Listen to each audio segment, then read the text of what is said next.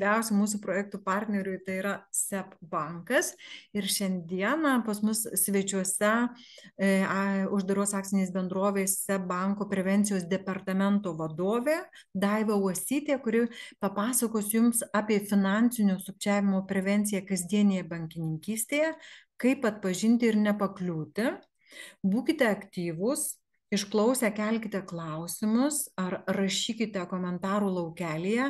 Daiva tikrai mielai atsakys į visus klausimus. Na, o aš stebėsiu, seksiu ir išrinksiu patį aktyviausią šiandienos paskaitos dalyvį, kuriam ir padovanosime marškinėlius. Tik dar kartą priminsiu, kad, kada paskelbsime aktyviausią šios paskaitos dalyvį, būkit geri, susisiekit su manim arba su Vida ir tada mes jau rasime būdą, kaip juos jums atsiųsti.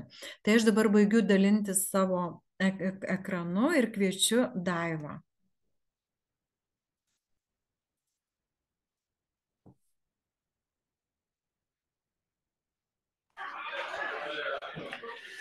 Sveiki visi prisijungę. Prašysiu Ritos arba Vidos duoti ženklą, kad prezentaciją matote. Viskas gerai.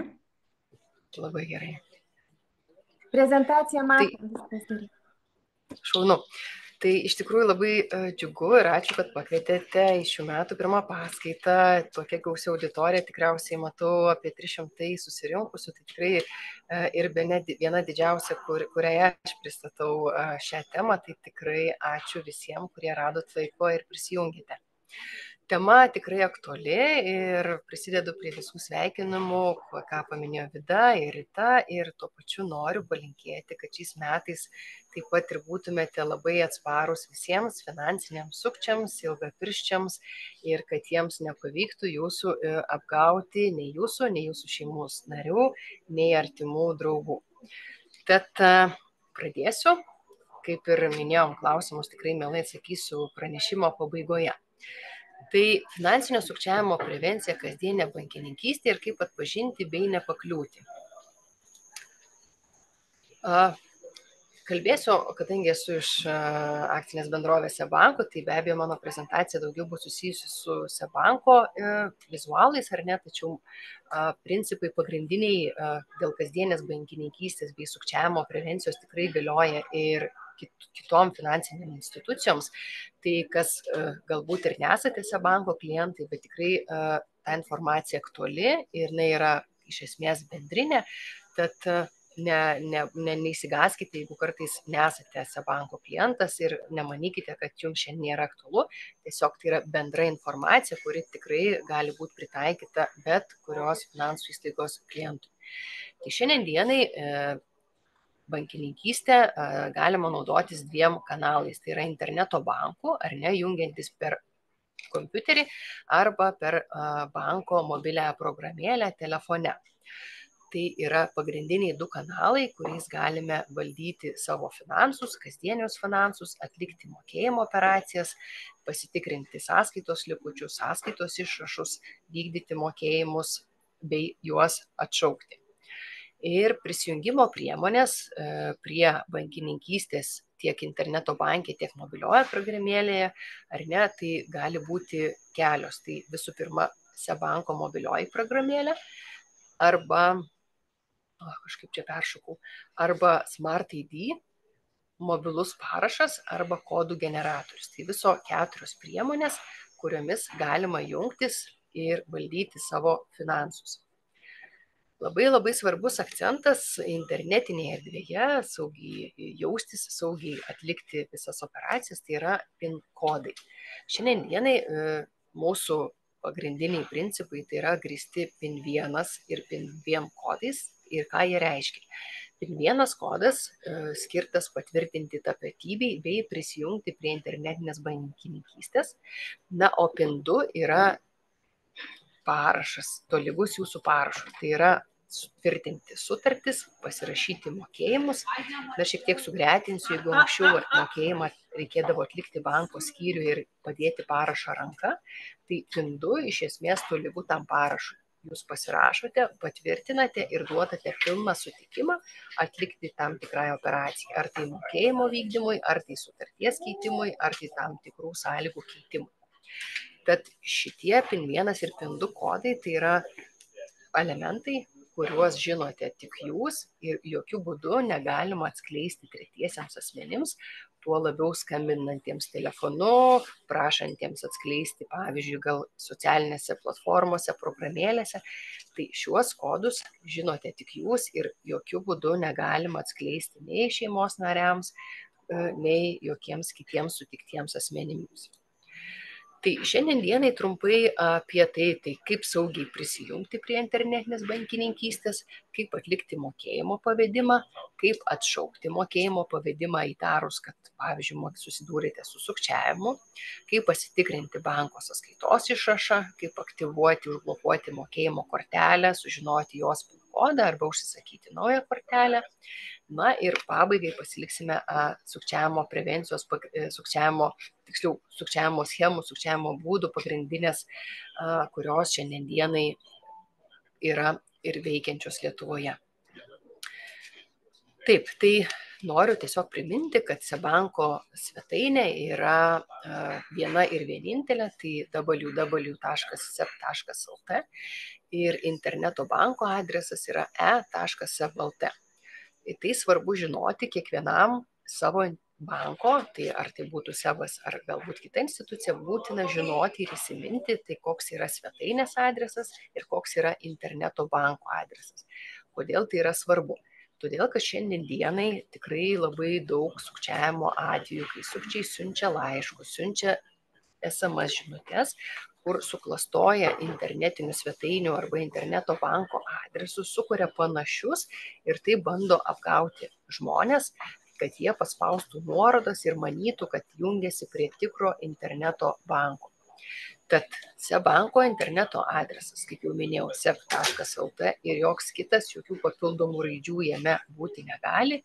Na, o interneto bankas e.seb.lt taip pat be jokių kitokių priekį ar toliau esančių raidžių.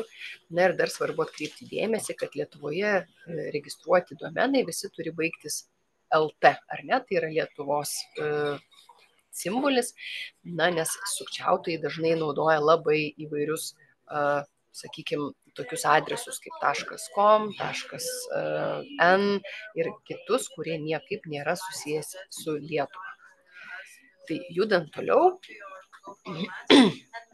paspaudus ant interneto banko ikonėlės, ar ne, yra nukreipiamas asmuo suvesti atpažinimo kodą, unikalų atpažinimo kodą, kurį bankas klientui užduoda vieną vienintelį ir tokių pasikartojančių nėra ir tas kodas yra unikalus kaip pirmoji saugumo priemonė. Taip pat, jeigu pirmą kartą jungiatės, prašo suvesti asmens kodą tam, kad būtų tokia kaip ir saugesnė identifikavimo priemonė.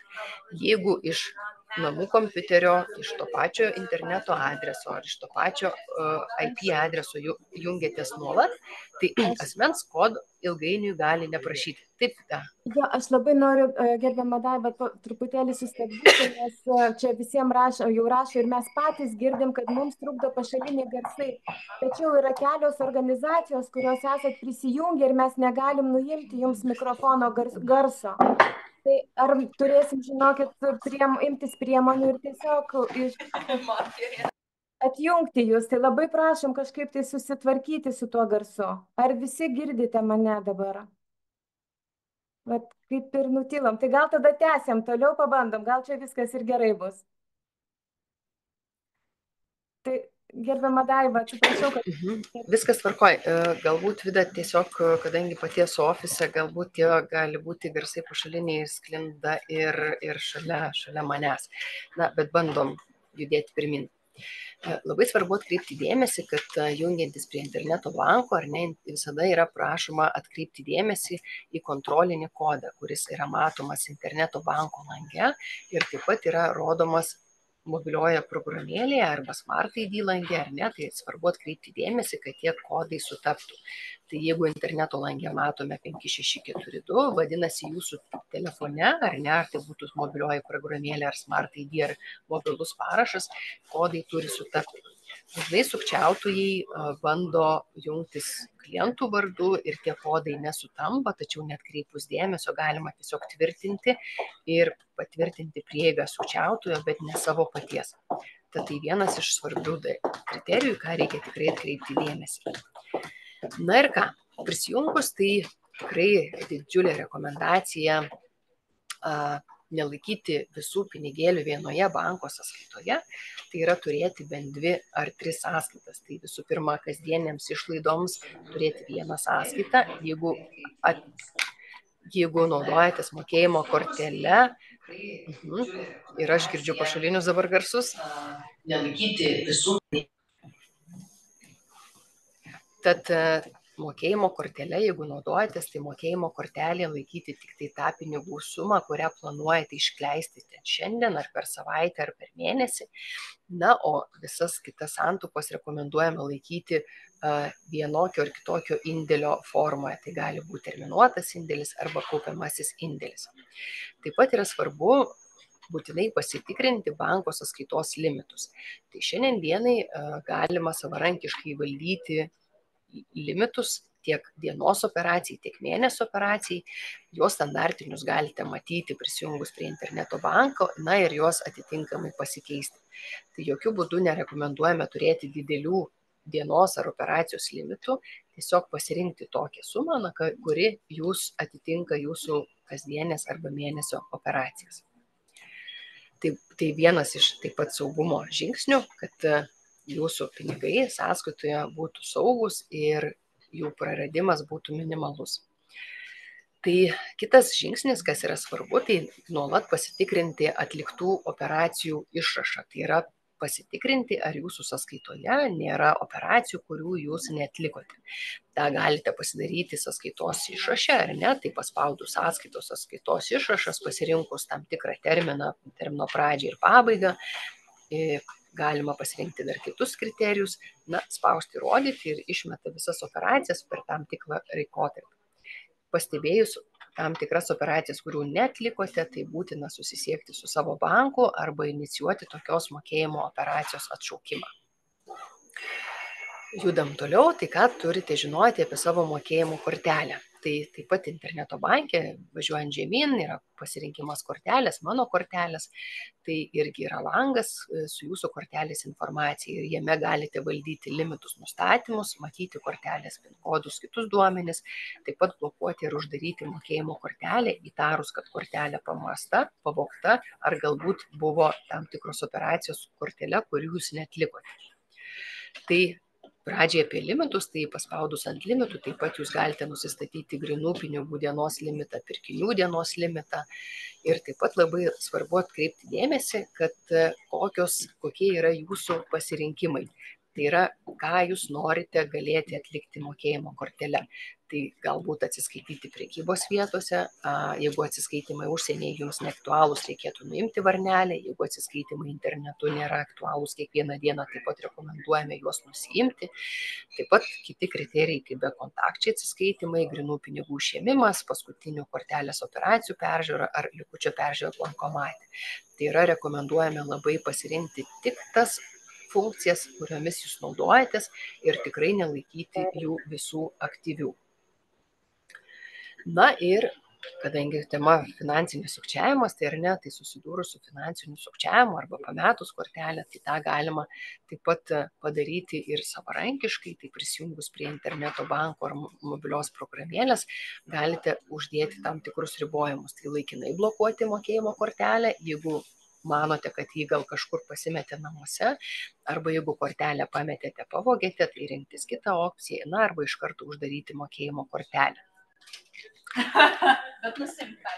Ir toliau judant apie mokėjimų atlikimą bei mokėjimų tvirtinimą, tai iš esmės pasirinkus mokėjimus, naujo mokėjimo inicijavimas, kas yra svarbu, į ką atkreipti dėmesį, kad atlikti mokėjimui reikia žinoti gavėjo vardą, pavardę, gavėjo sąskaitos numerį. Šiandien dienai mokėjimo operacijos yra vykdomos žinant gavėjo sąskaitos numerį IBAN formatu bei gavėjo vardą, pavardę. Na ir kitas, aišku, svarbus kontekstas, tai žinoti sumą. Tai atliekant mokėjimo operaciją, čia jau jūsų prašys suvesti PIN 2 kodą, kurį jau aptarėme, yra tolygus jūsų parašui ir suvedus PIN kodą, na jau yra operacija patvirtinama negrįžtamai. Jeigu kartais pastebite, kad galbūt ne jūs inicijavote operaciją, bet per klaidą patvirtinote, ar ne, arba pamatėte sąskaitos išraše, kad operacija atlikta ne jūsų, tuomet tą galima atšaukimą inicijuoti taip pat arba paskambinus į banko skyrių, arba inicijuoti patiems interneto banke. Tai taip pat prie sąskaitos išrašas, jūs susirandate operaciją, kuri galbūt ne jūsų, spaudžiate varnelę, išmeta tokį langą, na, su operacijos informacija, na ir yra toliau prašymas dėl mokėjimo. Paspaudus prašymą dėl mokėjimo, jūs išmeta į kitą langą ir čia būna nurodyta atšaukimo priežastis. Išskleidus, matote keletą pasirinkimų: sudubliuota operacija, sukčiavimas arba kitos priežastys. Na ir pagal savo poreikį pasirenkate, dėl kokios priežasties norite atlikti operaciją, paspaudžiate, na ir toliau patvirtinate taip pat PIN 2 parašu. Ir svarbu paminėti, kad šiandien dienai gauti mokėjimą užtenka turėti arba nurodyti siuntėjui savo vardą, pavardę bei sąskaitos numerį IBAN formatu. Labai dažnai susidurime su tokiais sukčiavimo atvejais, kai sukčiautojai įtikina asmenį atskleisti prisijungimo kodą, asmens kodą, sąskaitos numerį, mokėjimo kortelės kodą, mokėjimo kortelės galiojimo datą, tą vadinamą CVV kodą kortelės antroje pusėje, tam, kad neva galėtų persiųsti pinigus. Tai čia noriu tikrai atkreipti dėmesį, kad pinigų gavimui tokios informacijos nereikia. Kad gauti mokėjimą į savo sąskaitą, jūs siuntėjote galite ir turite nurodyti tik vardą, pavardę bei sąskaitos numerį IBAN formatu. Tai yra prieky yra LT raidės, na ir skaičių kombinacija nurodanti jūsų sąskaitos numerį. Taip, tai judam toliau, na ir aišku, svarbu pinigus ne tik valdyti, bet ir juos saugoti. Tai pereisime prie sukčiavimo tipologijų. Ką svarbu suprasti ir ką svarbu žinoti, ką sukčius gali padaryti su jūsų duomenimis, jeigu juos atskleisite. Tai visų pirma, jeigu sukčiautojams atskleisite savo prisijungimo kodą, asmens kodą bei PIN 1, PIN 2 kodus, tai sukčiautojai tiesiog jūsų vardu gali prisijungti prie interneto bankininkystės, na ir ją pilnai naudotis. Čia tolygu kaip nuo namų atiduoti raktą, ar ne? Kai kažkas turi nuo jūsų namų raktą, na, gali įeiti ir tvarkytis kaip išmanantis. Tai sukčiautojai gali naudoti sąskaitą ir kortelėmis, inicijuoti atlikti mokėjimus, inicijuoti Smart ID arba SEP programėlės kūrimą, na ir taip pat gauti jūsų vardu greituosius kreditus. Todėl pasekmės tikrai gali būti skaudžios, tad šią informaciją tikrai svarbu saugoti, nepakliūti ir labai atkreipti dėmesį bei būti budriems, gavus netikėtus klausimus ar prašymus. Dažniausiai pasitaikančios sukčiavimo schemos, tai su kuo susiduria mūsų komanda atlikdama mokėjimo operacijų stebėsime, tai yra investicinis sukčiavimas, kai yra siūloma praturtėti, kai yra siekiama užmegzti romantinius santykius, tai vadinamas romantinis sukčiavimas, kai yra prisistatoma banko, policijos ar kitos organizacijos atstovais. Na ir labai dažnas yra baulingi laiškai, SMS žinutės iš banko ar iš e-sveikatos, iš VMI, iš policijos su netikromis nuorodomis vedančiomis į suklastotas bankų interneto svetainės. Tai šiek tiek apie kiekvieną tipologiją, kokie pagrindiniai požymiai ir kaip juos atpažinti. Na, tai investicinis sukčiavimas, sakyčiau, šiandien dienai yra skausmingiausias, nes yra išviliojamos didžiausios pinigų sumos. Tai investicinis sukčiavimas prasideda nuo įvairių reklamų socialinėse platformose, kaip įvairūs sukčiautojai bando pritraukti klientus, tikrai nesvarbu kokio amžiaus, žadėdami didžiulės investicijas, didžiulės pinigų grąžas. Na ir kaip taisyklė šiandienai kalbama yra užsienio kalbomis, pagrinde rusų kalba. Na ir tai turėtų būti, sakyčiau, pagrindinė raudona vėliavėlė, kad mes esame Lietuvoje, gyvename Lietuvoje, tačiau investicinės paslaugas mums skambina ir siūlo užsienio kalbomis. Kaip sukčiavimas vyksta, tai yra bandoma jau kai žmogus pasiryžta investuoti ar ne, įtikintas sukčių, tai yra nukreipiama į suklastotas interneto svetainės, kurios yra tiesiog padirbtos. Pokalbiai dažnai persikelia į WhatsApp, Viber ar Telegram aplikacijas, kurios yra palaikomas internetu ir iš kurių vėliau sukčiautojai laisvai gali ištrinti visą susirašinėjimą ar visą informaciją, kad tiesiog tos informacijos liktų kuo mažiau. Ir sukčiautojai įtikina asmenis parsisiųsti AnyDesk arba TeamViewer aplikacijos. Kas jos yra? Tai tokios aplikacijos, kurias parsisiuntus į savo kompiuterį arba telefoną, sukčiautojai nuotoliu gali matyti ir valdyti jūsų ekraną. Tai yra matyti, kokius kodus jūs vedate į savo interneto banką, matyti, kokį PIN kodą vedate, tiesiog realiai atlikti už jūs vėliau tam tikrus veiksmus, net jums nežinant. Na ir sukčiautojai įtikina pervesti pinigus į sukčių platformas. Aišku, tie pinigai yra pervedami negrįžtamai, norint susigrąžinti pinigus arba pažadėtą investicinę grąžą, tiek pinigai dingsta, tiek dingsta ir pats sukčiautojas. Na, o vėliau su gyventoju susisiekia trečias asmuo, kuris vėliau žada padėti atgauti pinigus, na ir taip vėl skatina tuos pinigus skolintis gyventojai vėl pervesti, nors tai toliau yra antrinė sukčiavimo dalis. Judam toliau, tai yra taip pat yra aktualus sukčiavimo būdas, tai romantinis sukčiavimas, pagrinde tai yra užmesgamos pažintys nuotoliniu būdu per įvairias socialinės programėlės. Na ir į ką svarbu atkreipti dėmesį arba kaip atpažinti ir identifikuoti, tai kad tai vyksta nuotoliu, gyvi susitikimai nevyksta, bendraujama yra tik tai elektroninėmis priemonėmis, laiškais arba programėlėmis, kartais iš vis yra tik tai apsikeičiamo nuotraukomis, nėra jokių pokalbių, kad galima būtų identifikuoti asmenį, jį pamatyti. Todėl, kad tai yra, kaip ir sakau, sukčiautojai, kurie nenori nei rodyti savo tapatybės, nei savo vardo, kad ateityje nebūtų atpažįstami ar policijos galėtų kažkaip identifikuoti.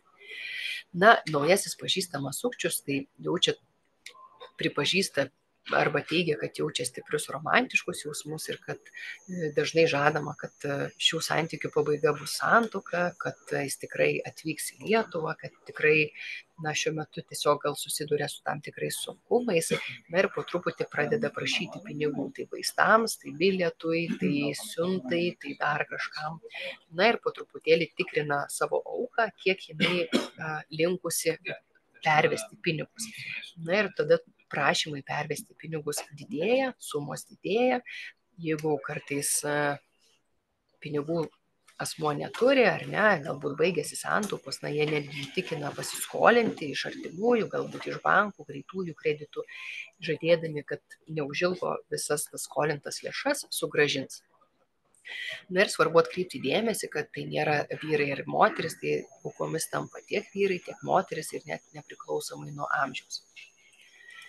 Taip, judam toliau, tai yra taip pat trečioji, tai telefoninis sukčiavimas, kuri yra labai aktuali ir šiandienai, sakyčiau, viena aktualiausių, tai kai apsimetama yra Google sukčiautojais. Galbūt teko girdėti, ar ne, kad tiesiog skambina gyventojams, apsimeta, kad skambina iš Google, įtikina, kad jūsų paskyrą kažkas bandė prisijungti, vėliau sujungia su kitų įmonių atstovais kaip policija ar bankų, na ir toliau pradeda tokias istorijas, kad yra vykdomas tyrimas ir reikia atskleisti prisijungimo kodus arba pervesti pinigus į saugią sąskaitą, kol bus vykdomas tyrimas. Tai čia labai svarbu atkreipti dėmesį, kad jokių saugių ar nesaugių sąskaitų nėra ir jeigu ir vykdomas tyrimas iš tikrųjų, tai tokiais atvejais niekada nei bankai, nei policija jokių neprašo pinigų pervesti į jokias saugias sąskaitas.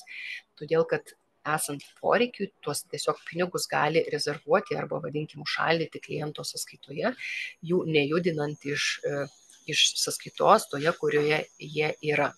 Tai čia tikrai apie tai reikia kalbėti ir dalinti su artimaisiais bei draugais, kad jeigu kartais sulaukia skambučių, tai nebendrauti, padėti ragelį, tiesiog nekelti telefono, nes jie tikrai jau vieną kartą pakėlus ragelį, nuolat atakuoja ir bando nepaleisti, vis labiau įtikinti, grasina, kad jeigu jūs nekalbėsite, jeigu jūs nebendradarbiausite, jums gresia didžioji atsakomybė, baudos ir panašiai. Tokiu atveju padėti ragelį, susisiekti pačiam su policija arba su banku ir informuoti apie tokią susidariusią situaciją, ir paprašyti tiesiog pagalbos, paaiškinti, kaip toliau elgtis ir kaip teisingai susitvarkyti su tokia situacija.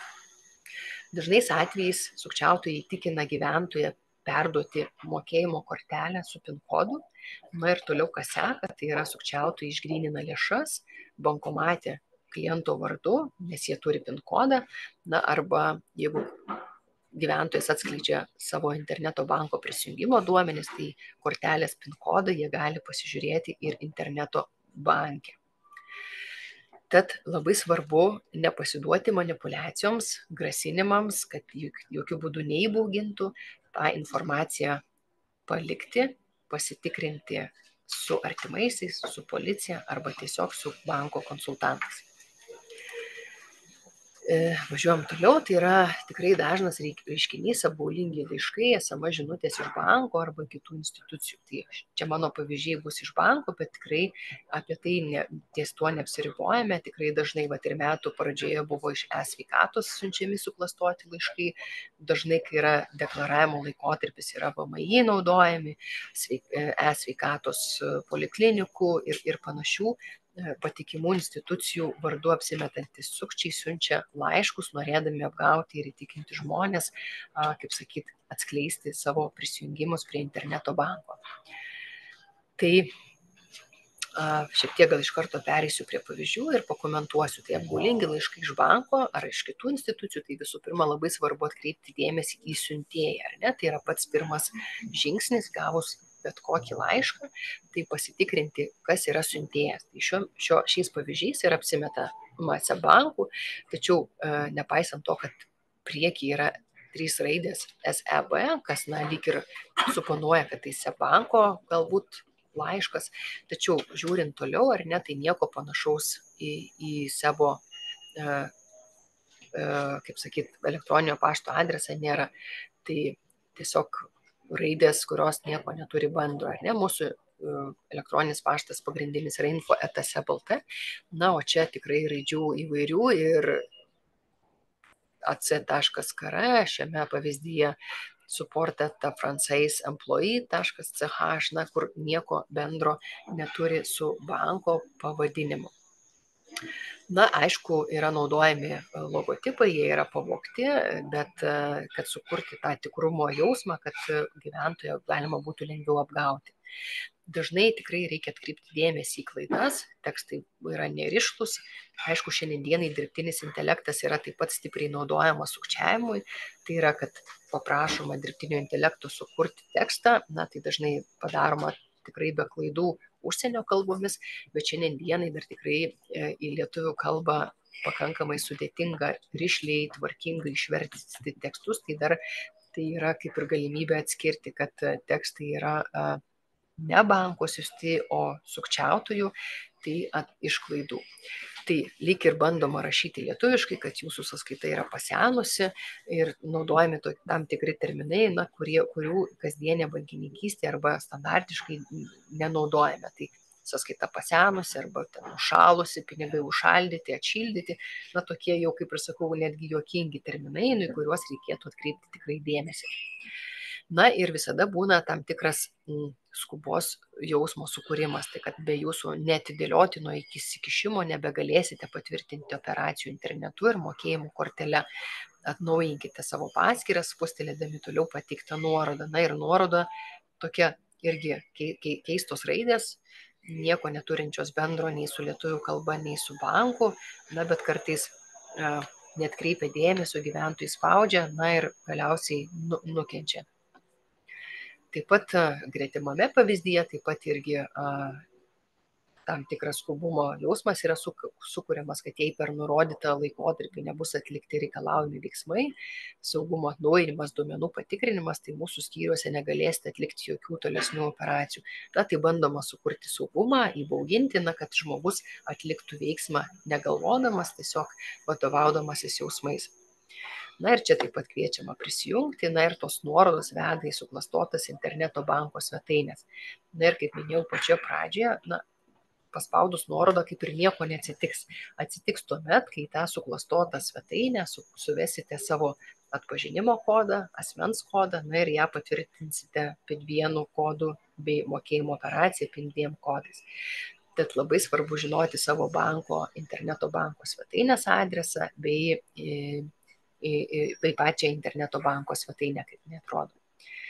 Tai nuo laiškų pereinam prie SMS žinučių, tai tikriausiai tikrai čia kiekvienas, tikiu, esate gavęs ir ne vieną, nebūtinai jeigu ir iš bankų, tai iš pašto, iš siuntų tarnybų, galbūt iš valstybinės mokesčių inspekcijos. Tai vėlgi svarbu atkreipti dėmesį, kas yra siuntėjas ar ne, tai ar tai turi kažką bendro su tuo, kas yra rašoma tekste, tai pavyzdžiui, čia rašo services SMS, ir rašo, kad tai neva nuo banko, ar ne? Na, tai kaip ir niekas nedraudžia tekste naudoti kažkokių raidžių simbolių, tačiau jos nieko neturi bendro su banku. Na ir vėlgi sukuriamas skubumo jausmas, kad ar ne, kad neteksite prieigos prie paskyros, pridėjome naują atnaujinimą, kad apsaugotume jūs, atnaujinkite jį dabar. Tai kaip ir kvietimas viską vėlgi atlikti čia, dabar negalvojant. Dar yra pridedama nuoroda. Na ir ta nuoroda vėlgi neturi nieko bendro su SEB banku, interneto banku. Tai kaip ir minėjau, ten arba tai yra seb.lt arba e.seb.lt, na čia online /e2e.com. Tai vėlgi visada labai svarbu atkreipti dėmesį į pridėtas nuorodas laiškuose ir SMS žinutėse. Gretimas pavyzdys, tai vėlgi siuntėjas yra USA 0222 įmanag.com, na tai vėlgi nieko bendro neturintis su jokia patikima institucija, nei bankų, nei galbūt policija ar panašiai. Na ir toliau tekstas labai panašus, kad jūsų kortelį taikoma mokėjimo išimtis, ji buvo sustabdyta, nedelsdami patikrinti ir vėl naudokite. Tai vėl nuoroda, kuri neturi nieko bendro su banko, interneto banko ar banko svetainė, tai sebbank.lt. Lyg ir yra 3 SEB banko raidės, na, bet toliau kaip ir nieko bendro su mūsų interneto banko svetainė. Na ir toliau paskutinis pavyzdys, tai vėlgi tas pats, ar ne, seb.net, atblokavimas, čia raidės nusitrynė, bet irgi buvo .com. Tai labai labai svarbu žinoti, dar kartojusi, savo banko svetainės adreso pavadinimą bei interneto banko adresą, kad gavus žinutę, iš karto matytumėte, ar čia yra tikra, ar čia yra sukčiautojai. Na ir prisiminti, kad bankai Lietuvoje veikiantis niekada nesiunčia nuorodų tiesiogiai vedančių į interneto banką. Jeigu tai bus nuoroda, tai tik tai bus, kaip sakyti, reklamų tikslais, supažindinti galbūt su naujais produktais, su naujom paslaugom, bet jokių būdų nekvietimu jungtis prie interneto banko. Taip, tai artėjame į pabaigą, tai kibernetinis saugumas, kaip nepakliūti tą socialinę inžineriją, apie kurią čia jau kaip ir pakalbėjome, tai gavus elektroninį laišką labai svarbu tikrinti siuntėjo elektroninio pašto adresą arba domeną vadinamą. Tai pavyzdžiui, mano pašto adresas yra daiva.votsytė@seb.lt. Na ir palyginus, bet kas iš sukčiautojų gali sukurti panašų adresą, tai daiva.votsytė@eeb.lt. Atrodys lyg ir panašu, tačiau nieko bendro su manimi neturės. Na ir atsiųsta informacija iš tokio elektroninio laiško, na jinai be abejo gali būti suklastota. Tai taip pat svarbu saugotis apgaulingų svetainių. Taip pat prieš norint apsilankyti interneto banke ar e-sveikatoje ar panašiai, tai geriausia tą svetainės adresą susivesti pačiam, neieškoti paieškų sistemose arba tikrai nespausti gavus per nuorodą, taip užtikrinsite savo saugumą. Taip pat yra labai svarbu būti atidiems skelbiant asmeninę informaciją socialiniuose tinkluose, tai būtent prevenciškai apsisaugant nuo visokių romantinių sukčiautojų, kurie bando visaip kaip užkalbinti, siūlo susipažinti ir vėliau gali tiesiog bandyti išvilioti jūsų lėšas ir santaupas. Gavę netikėtą prašymą, SMS žinutę ar elektroniniu laišku, būtent apie tai, kad jūsų galbūt sąskaita užšaldyta ar užblokuota, tą informaciją pasitikrinti kitų kanalų, paskambinti į banką, ar galbūt paskambinti, jeigu yra kažkokie tai grasinimai, paskambinti ir pasitarti su policija. Ir labai yra svarbu tai naudoti sudėtingus slaptažodžius ir juos reguliariai keisti. Tai yra neturėti jokių būdų vienodų slaptažodžių prieigai prie elektroninio pašto, galbūt prie socialinių platformų jungiantis. Tiesiog suprasti, kad jeigu iš jūsų išvilios vieną slaptažodį ir jis bus visas prie visų jūsų paskyrų, tai jie vadinasi automatu galės iš karto prisijungti prie visų jūsų valdomų priemonių, ir elektroninio pašto, socialinių tinklų, ir jūsų vardu, elgtis taip, kaip išmanantis. Ir labai svarbu nelikti abejingams, radus tam tikrą informaciją, galbūt suklastotas svetainės pastebėjus, tai būtina pranešti atsakingoms institucijoms tam, kad prevenciškai būtų imamasi tinkamų priemonių. Tai labai svarbu šiais metais, metų pradžioje, nepamiršti ir būti vienu žingsniu priekyje prieš tuos sukčiautojus. Tai visų pirma, nelikti abejingais, domėtis sukčiavimo tipologijomis ir atvejais. Tai šios informacijos tikrai šiandien dienai daug dalinasi bankai, policija, taip pat RRT, ačiū jiems, Lietuvos bankų asociacija, AMAL centras, Lietuvos bankas taip pat, tai tikrai informacijos apie sukčiavimus yra apstu, reikia tik tą informaciją pasiimti, perskaityti ir nuolat sekti, kokios tos tipologijos yra aktualios šiandienai šalyje. Taip pat domėtis naujausiamis technologijomis, kalbame apie dirbtinį intelektą, taip pat reikia žinoti, kokias ne tik gerasias savybės jis turi, bet ir kokių grėsmių gali kilti netinkamai naudojantis technologijomis.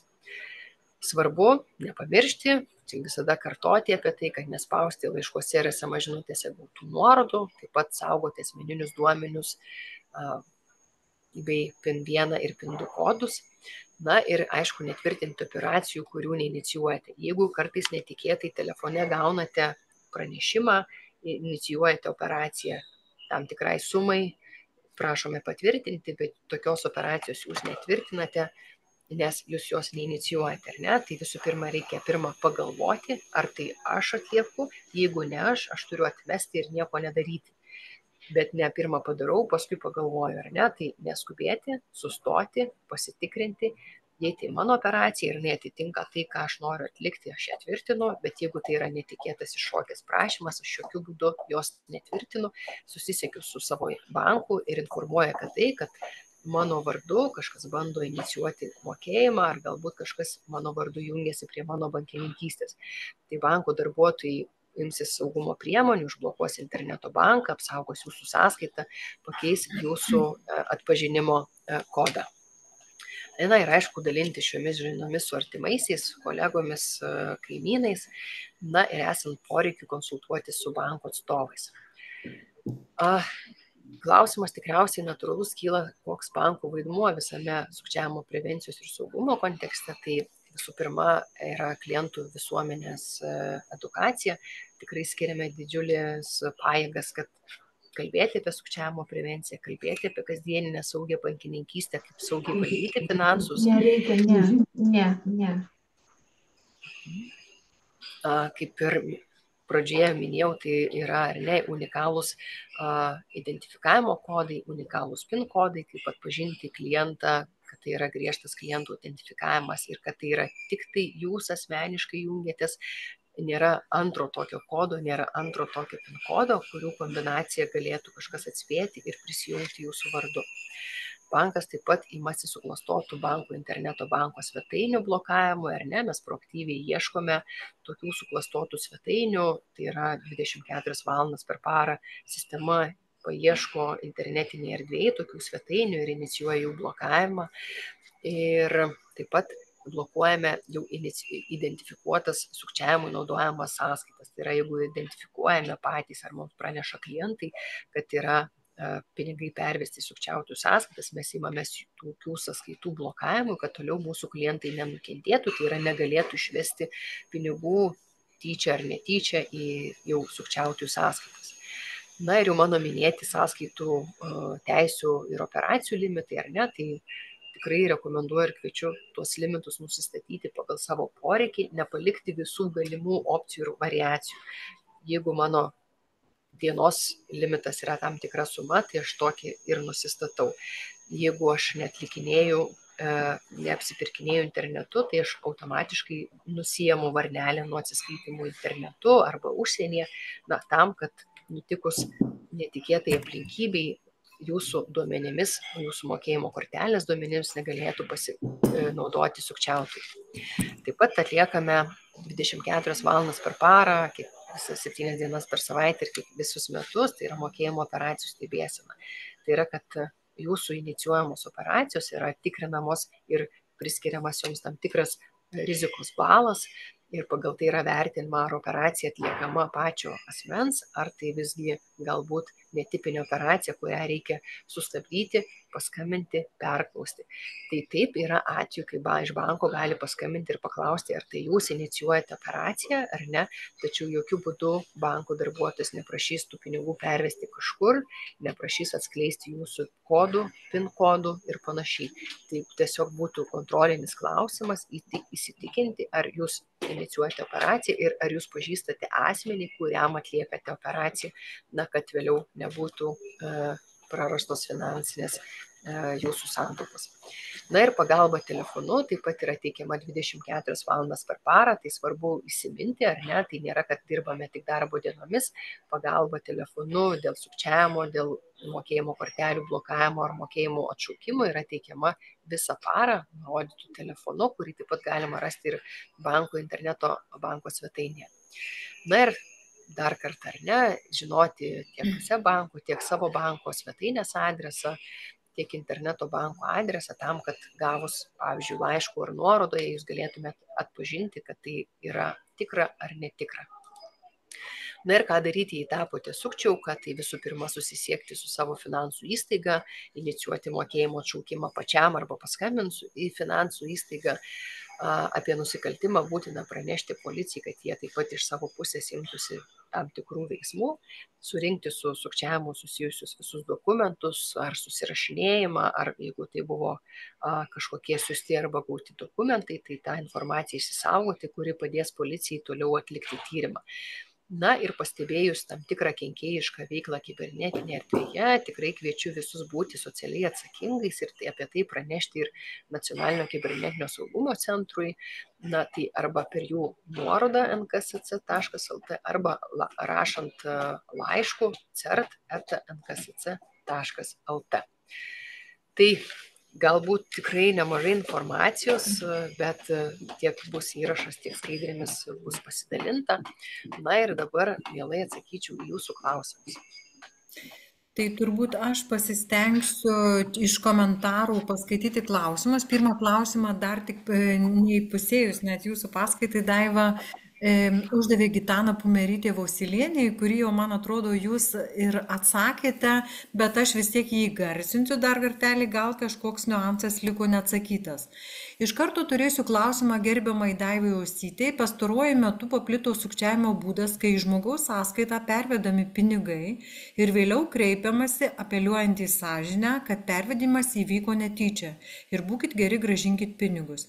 Grąžinimui nurodoma sąskaita, tada skirta būtent sukčiavimui ir vykstant tokiai grandininiai reakcijai, žmogus tampa skolingas nemažas sumas. Kur reikėtų kreiptis, jei žmogus laiku nesusigaudė ir jau pervedė pinigus, kas gali padėti išpainioti tokias situacijas, kaip išsigelbėti nukentėjusiems? Tai labai ačiū už klausimą, tikrai geras klausimas ir taip tokių atvejų pasitaiko, tai ar ne? Tai tokiais atvejais visada reikia kuo greičiau kreiptis į savo finansų įstaigą, apie tai pranešti. Na ir padės banko darbuotojai identifikuoti, kas tai per veikla, kiek tokių operacijų, kurių galbūt jūs neturėjote gauti, bet gavote. Na ir jeigu jau jūsų sąskaita yra žinoma kažkokiems sukčiautojams, tai visada rekomenduosime tokią sąskaitą uždaryti bei atsidaryti naują, kad tas sąskaitos numeris jau nebūtų žinomas ir nebūtų kažkur naudojamas. Na ir pasikonsultavus su banku, jei matysite tiek jūs, tiek galbūt bankas, kad tai yra veikla, apie kurią reikia pranešti policijai, na tuomet toliau reikės padaryti pranešimą ir teisėsaugai, būtent pranešti, jeigu tokia su sukčiavimu ar su sukčiautojais yra susijusi veikla. Tai labai paprasta. Visų pirma, kreipiatės į banką. Na ir jeigu matote, kad tai kartojasi arba tai yra tikrai kenkėjiška veikla, apie tai būtina pranešti policijai. Policija tuomet identifikuoti gali pagal tą gavėjo arba siuntėjo sąskaitos numerį, kas yra jo savininkas, na ir toliau imtis reikiamų veiksmų. Ačiū Daiva. Vilma tik tai parašė tokį pastebėjimą, kad šį rytą man rusakalbis skambino, operatoriumi prisistatė. Taip pat Vilma rašo, kad oi, kiek tokių romantinių man rašė per Instagramą. Žodžiu, žmonės susiduria. Toliau ieškau dar daugiau klausimų. Ar nesaugiau ir paprasčiau jungtis su nauja asmens tapatybės kortele, klausė Teresa Čepukėnienė. Ar prie interneto banko, ar ne? Na tai, kaip sakau, visos priemonės yra saugios, kol jos žinomos yra tik tai tam asmeniui, kuris jomis naudojasi.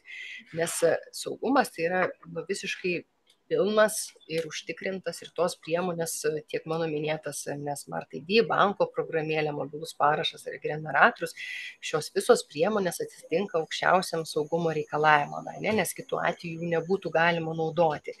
Nesaugu tampa tada, kai yra atskleidžiami kodai ir apie tai sužino, tretieji asmenys, kurie gali jomis pasinaudoti. Tai kol apie tai žino tik tai gyventojas, ar ne, kol jis yra sąmoningas ir tokios informacijos nėra niekam atskleidęs, tai yra pilnai saugios priemonės. Nes, kas nutiktų, jeigu, sakykime, ta asmens tapatybės kortelė būtų pamesta arba perduota tretiesiam asmenim, tai vėl jinai taptų nesaugi priemonė. Tad čia kalbam apie bendrą tą saugumą, apie bendrą supratimą, kad kas yra mano, ar ne, čia kaip supraskime, kaip namų raktas. Aš turiu jį saugoti. Jeigu aš juo pasidalinau, jau aš nežinau, kas juo pasinaudos, kas ateis ir kas ką padarys mano namuose. Tai bendrai priemonės šiandien dienai galiojančios yra atitinkančios visos reikalaujamus saugumo lygius.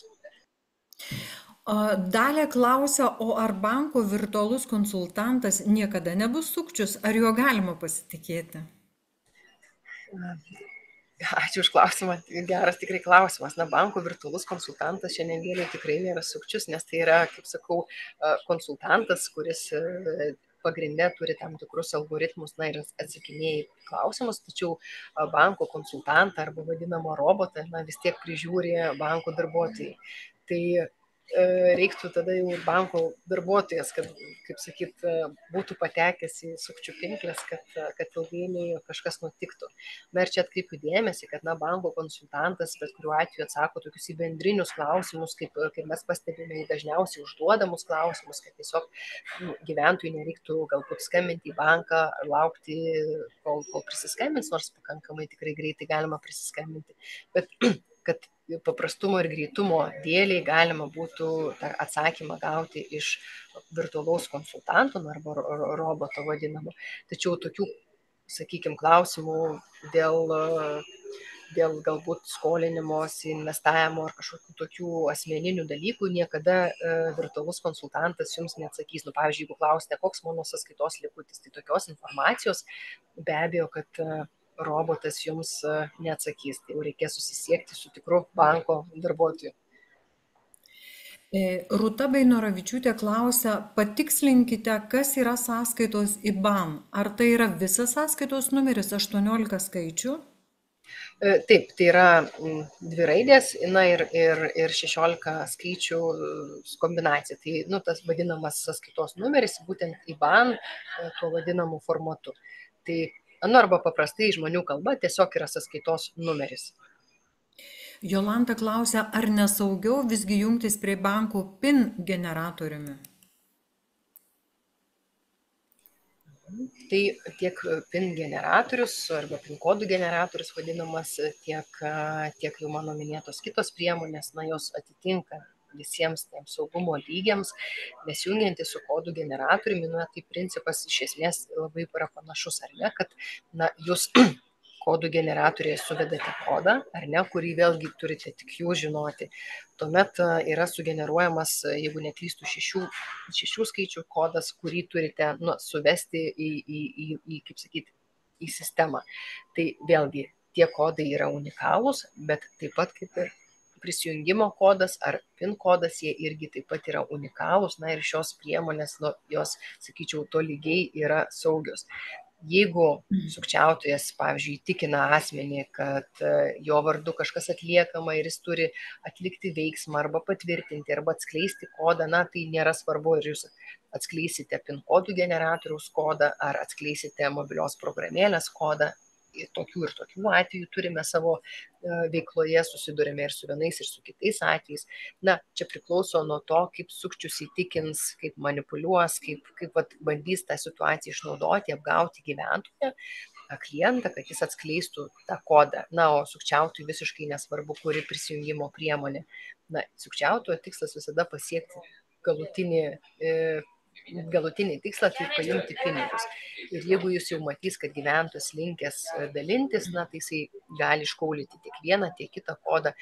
Pačios priemonės vienos ar kitos turėjimas, jisai, kaip sakau, neapsaugo nuo to, kad kodus gali gyventojas atskleisti. Čia yra didžiausia, kaip sakau, paslaptis, kurios dalintis negalima ir nereikėtų jokių būdų to atskleisti nei telefonu, nei SMS žinutėse, nei sutikus kažką gatvėje. Dalė klausia, tai kaip prisijungus, atsidarius sąskaitą, skaitome pranešimai skiltyje, gali būti netikri laiškai. Čia turbūt Dalė turi būti, negali.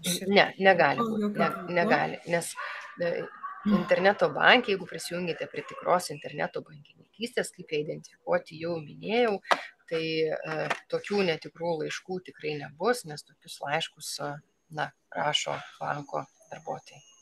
Rūta Peinorovičiūtė kelia antrą klausimą. Jeigu sukčiams yra žinomas tik kortelės numeris. Negirdime jūsų.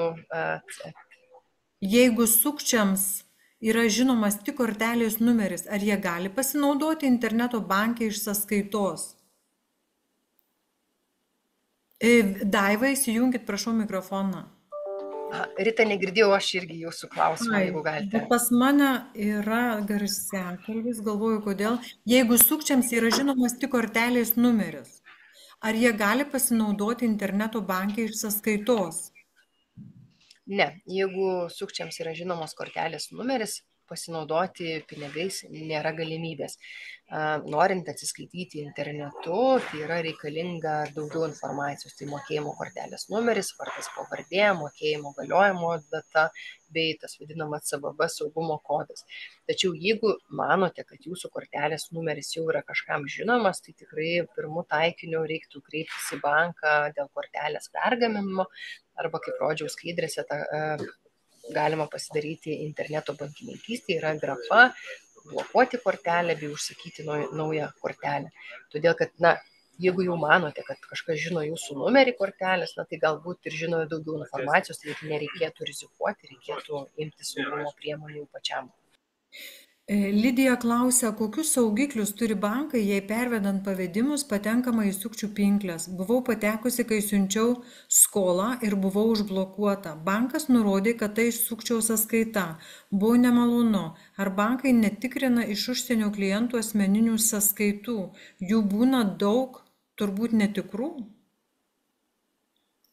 Mikrofoną, Daiva. Jeigu gerai supratau klausimą, tai pabandysiu atsakyti, ar ne? Tai, kaip jau minėjau, ar ne, tai identifikuotas sąskaitas, kurios naudojamos sukčiavimui, mes blokuojame ir neleidžiame atlikti mokėjimų į tokias sąskaitas. Tai nebūtinai gali būti užsienio bankų sąskaitos, tai taip pat gali būti sąskaitos atidarytos ir Lietuvoje, nes tikrai tokių piktavalių ne tik užsienyje, bet Lietuvoje, patikėkite, jų taip pat apstu. Tai jeigu klausimas, ar mes imamės priemonių blokuoti tokias sąskaitas, tai taip, mes jas blokuojame ir neleidžiame inicijuoti mokėjimo. Tai jeigu matome, kad mūsų klientas inicijuoja mokėjimą į sukčiautojo sąskaitą, mes tokiu atveju skambiname ir tikslinamės informaciją. Ar tikrai jūs darote, ar jūs žinote, kam darote, na ir kaip sakyt, pranešame apie tai, kad tai gali būti su sukčiavimu susijusi operacija. Vita Henderson klausia, ar kreditinę banko kortelę naudotis yra saugiau nei debetinę, pavyzdžiui, skrydžių bilietų rezervavimui ar internetinėse parduotuvėse? Aš dar paprašysiu, jūs galite nuimti skaidrių dalinimąsi, mes turėsim didesnį ekraną, tada matysim geriau. Ačiū labai. Tai Rita, turbūt teks pakartoti klausimą. Tai viskas tvarkoje, girdėjau klausimą. Na tai klausimas buvo, kurią kortelę saugiau naudotis, ar ne? Tai šiandien dienai tiesiog galbūt skirtumas toksai, kad ar ne, kreditinės kortelės dažnu atveju turi ir tą draudimą savyje, tai patekus galbūt ar tai sukčiavimą, ar būt negavus prekių, tai įsijungia ir draudimas. Tačiau vėlgi, tiek atsiskaitant kreditinę kortelę internetu, tiek atsiskaitant debetinę kortelę internetu, didžiosios ir saugios svetainės visada prašo suvesti PIN kodą, ar ne? Tai jeigu jūs jį suvedate ir ta operacija, kaip sakyti, yra saugi, tai jūs garantuotai vėliau galėsite negavus prekės arba negavus paslaugos, kreiptis į prekybininką, pateikti, kad tai viskas buvo teisėta, ir turėsite visiškai teisę arba į kompensaciją, arba į tos prekės gavimą. Jeigu sukčiautojas, pavyzdžiui, jūsų vardu pasinaudoja kortelę, bet jūs pats nesuvedėte jokio PIN kodo, tai vėlgi galioja ta apsauga, kad jeigu operacija nebuvo tinkamai patvirtinta, vadinasi, jums vėlgi pagal Mastercard, Visa tarptautinės taisyklės, jums kaip ir galioja ta lėšų grąžinimo kompensacija, kai yra inicijuojamas mokėjimo ginčas. Tai vėlgi, vienu ir kitu atveju atsiskaitinėti tikrai galite, tai atsiskaitant kredito kortelę, yra tokių daugiau papildomų apsaugų, yra draudimas, tačiau vėlgi reikia suprasti, jeigu aš suvedu PIN kodą ir žinau tik tai aš jį, ar ne, tai tikrai turi viskas būti saugu, vadinasi, svetainė prašanti PIN kodų yra saugi. O jeigu operacija, kurios neatlikote, matote sąskaitos išraše, kurios jūs tikrai netvirtinote, bet kažkas jūsų vardu tai padarė, taip pat jūs turite pilną teisę ginčyti šią mokėjimo operaciją, ir pretenduoti į tų lėšų kompensaciją. Tatjana Kosmačiova klausė, jei rusakalbis Google Manageris atsiunčia savo sukurtą pirmą kodą ir prašo patvirtinti, o po to antrą kodą ir vėl prašo patvirtinti, koks tai sukčiavimo būdas, pakomentuokite. Gal tada prašyčiau patikslinti, ką reiškia atsiunčia pirmą kodą, antrą kodą. Tatjana, girdite? Galbūt kur atsiunčia ir koks tikslas? Prašau. Jumis, tikrai esu susidūrusi ir dukra man pakomentavo, kad tai tikrai yra sukčiavimo būdas. Mes kalbėjom su telefonu. Staiga įsijungia į mūsų pokalbį kažkoks rusakalbis ir prisistato Google Manageris. Ir sako, kad yra nulaužta mano paskyra asmeninė. Ir kad ją atstatyti, mes to patikrinsim ir siunčia savo kodus ir prašo patvirtinti jo sukurtą kodą, suprantat, to Google Managerio. Ir po to, reiškia, aš patvirtinau pirmą kodą, dukra kažkur išgirdus ten man tą pokalbį, sako, mama, tik netvirtink antro, nes jis prisijungs prie tavo kodo. Ar čia tikrai sukčiavimo būdas, gal mes apsirikom, bet jis požymiai yra. Ačiū labai. Tai Tatjana, ačiū, kad pasidalinote. Tai jau ir čia mano pavyzdys buvo Google sukčiavimo būdas, ar ne, kai yra skambinama, bandoma apgauti, kad paskyra nulaužta ir panašiai. Tai galbūt ne iki galo tų skirtingai gal būna, kaip bando išvilioti tos kodus, ar ne, bet iš tikrųjų tai taip, ar ne. Tikslas, kad žmogus atskleistų atpažinimo kodą, asmens kodą, na ir taip pat, kad atskleistumėte savo PIN1 kodą arba PIN2 kodą, arba gali būti atveju, kai tiesiog jūsų vardu, jeigu jau netyčia atskleidėte tam tikrus savo duomenis, galbūt jūsų vardu bando parsisiųsti mobilią programėlę, kad galėtų ją pilnai valdyti. Na ir ką reiškia, kad jie atsiųs savo PIN1 ir, jeigu gerai supratau, savo PIN1 arba PIN2 kodą, na tai vadinasi, kad galbūt jau jie daro tam tikrus bandymus ir bando sukurti galbūt naują PIN1 arba PIN2, na ir kad jūs tiesiog patvirtintumėte jų atliekamas operacijas. Tai jeigu gerai supratau, tai turėtų būti taip. Bet faktas, kad sukčiavimo būdas labai dažnas. Kad jie patys sukūrė PIN1 ir PIN2. Taip, supratau. Ačiū labai. Ir labai svarbu, Rita, dar paminėsiu prieš pabaigą, prieš užbaigiant, kad jeigu kažką atskleidėt, atpažinimo kodą, asmens kodą arba kortelės kažkokį tai duomenį, iš karto būtina susisiekti su banku ir tuos duomenys pasikeisti. Aišku, vardo pavardės asmens kodo nepasikeisite, bet atpažinimo kodą galima pakeisti, galima pasikeisti sąskaitos numerį, galima pasikeisti mokėjimo kortelę, ar ne, kad jeigu jau kažkas yra atskleista, jie, žinokit, bandys tol, kol jiems pasiseks. Todėl tą informaciją reikia tiesiog ištrinti ir, kaip sakau, atsidaryti naują baltą lapą ir judėti pirmin. Tai Daiva, tada užduosiu paskutinį klausimą, kadangi tikrai šiandieną į visus nespėsime atsakyti, kadangi Zoom platformoje apie 300 prisijungusių ir dar ir YouTube turim, kurie rašo komentaruose savo klausimus, tad parinkau dar vieną klausimą iš YouTube kanalo. Tai yra Prienų viešosios bibliotekos šiandieną dalyvautojas klausytojas klausia, labai įdomu, kaip per elektroninę svetainę sukčiai paima pinigus, nes ten PIN2 nereikalauja.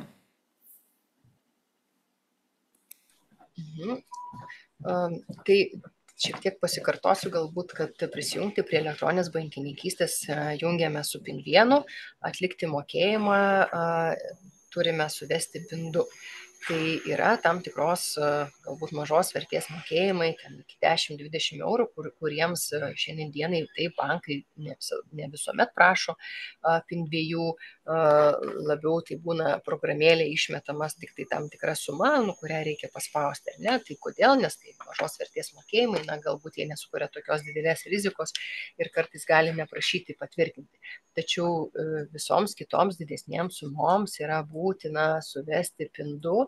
Na ir jeigu nutiko toks atvejis, kad jūsų visgi atliekant mokėjimą ten virš 30-50 eurų ar daugiau neprašė atlikti patvirtinimo, vėlgi reikėtų galbūt susisiekti su savo banku. Aš aišku negaliu atsakyti už visas finansų įstaigas, daugiau aš apie SEB banką tik tai galiu atsakyti, tai bet kuriuo atveju pasiskambinti į banką, pasikonsultuoti ir įsiaiškinti, tai nuo kokios sumos yra prašomas PIN2 parašas, nuo kokios ne, bet jeigu ir nereikalaujama, tai tik tai mažos vertės mokėjimams. Ačiū labai, Daiva, aš matau, kad dar yra iš tikrųjų begalė klausimų. Tai į klausimus, nežinau, galima keletą galbūt dar būtų atrinkti tokių aktualiausių, ir galbūt galima bus atsakyti juos tada raštu ar papildyti. Gerai, tai taip ir susitarėm, pažadą iš Daivos turime, aš tada atrinksiu klausimus, nes jų tikrai dar yra, bet aš labai džiaugiuosi, kad SEB banko galbūt pati Daiva ar jos kolegos dar mes turėsime ir nuotolinių paskaitų, ir hibridinių galbūt organizuosim, taip kad tikrai visi turėsite galimybę užduoti klausimus, sužinoti, o šiandieną, kurių klausimus neatsakymą, aš surašysiu raštu ir Daiva mielai atsakys. Tai dar kartą labai dėkojam Daivai, nes jinai turi jau bėgti, nes maža mergytė laukia darželyje, tai dėkojame labai Daiva. Ir aš galvoju, kad galbūt visai aš matau ir kandidatą į marškinėlių laimėtoją, tai yra daugiausia klausimų aktyviausia šiandien buvo ponia Rūta Beinoravičiūtė. Tai labai paprašysiu gerbiamą Rūtą parašyti man laišką ir mes surasime būdą jum marškinėlius perduoti. Rita, galėtume mes tą jūsų adresą įrašyti gerai į susirašinėjimo laukelį, kad tiesiog nereikėtų ieškoti kažkur. Tai Gerai. Aš galiu tada Žinoma. parašyti, kad minutėlę jūs lukterėkit ir va to aš įkopijuoju Labai gerai. jūsų adresą ir tikrai, Rūta, labai prašom susisiekti ir parašyti laišką Ritai. Ačiū labai visiems dalyvavusiems ir aš labai džiaugiuosi, kad, matau laukelyje, kiek spėjau peržiūrėti, kad iš tikrųjų jungiasi visa marga Lietuva ir mes turime labai daug naujų klausytojų. Ir kita paskaita, kaip jau Vida pradžioje ir minėjau, vyks sausio 16 dieną. Ryšių reguliavimo tarnybos ekspertė Ugnė Ramaneckienė kalbės apie tai, ką veikia ryšių reguliavimo tarnyba ir kokiais klausimais jį gali padėti. Tikrai išgirsite dalykų, apie kuriuos net nepagalvojate. Kasdien susidurite, bet labai dažnai nežinote, kur kreiptis. Tai iki susitikimo sausio 16 dieną. Gražių dienų visiems, gražių baltų, snieguotų dienų, o ne šlapių. Ir kaip pasakė viena iš klausytojų, atsargiai tais slidžiais šaligatviais. Ir dar labai atskirą dėkui noriu pasakyti gestų kalbos vertėjui Arūnui Šaukeckui, kuris šiandien atlaikė visą mūsų paskaitą vienas ir tikrai tai buvo, aš manau, nemažas iššūkis. Taip kad gražaus vakaro visiems, ačiū labai.